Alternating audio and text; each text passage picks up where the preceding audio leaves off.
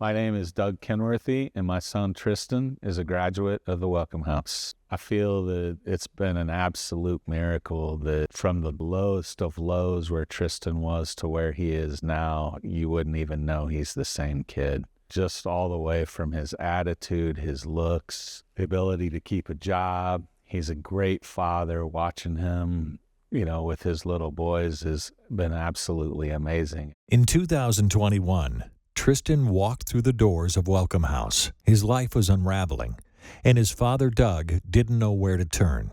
Like so many families, they were searching for a lifeline. What they found was more than a program. They found a place of purpose, structure, and hope. When Tristan first arrived at the Welcome House, we were at the lowest of lows. He had been in jail and was facing 25 years to life in prison. He had been robbed. He had been shot. I had really written him off for dead, which is one of the hardest things to do as a parent, is to give up on your kid. I tried everything I knew possible to help him out, and nothing seemed to work. Tristan was a great little kid. We had a fantastic relationship. We would go camping. We rode motorcycles together. He was very athletic. He was a quarterback of the football team. He was a pitcher of the baseball team. We were best buddies. We had a typical American family. Everything was great. And then all of a sudden, just one day, he started changing, and he didn't want to be a football player. He wanted to quit wrestling, and all that stuff was stupid. And then he just started becoming more and more defiant. And then he met the wrong people, and addiction took over. And all this happened within just a couple of months.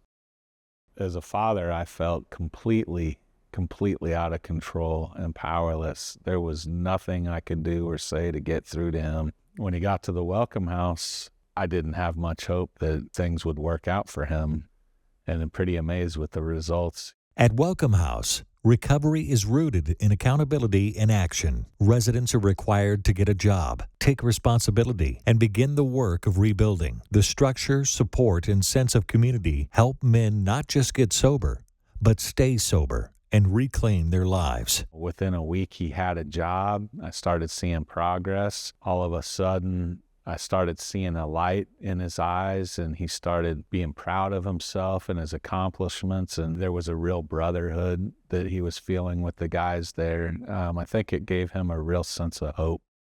I'm happy to report that Tristan is still doing fantastic. He's got 4 years of sobriety under his belt. Tristan still has the same job that he got the first week at the Welcome House.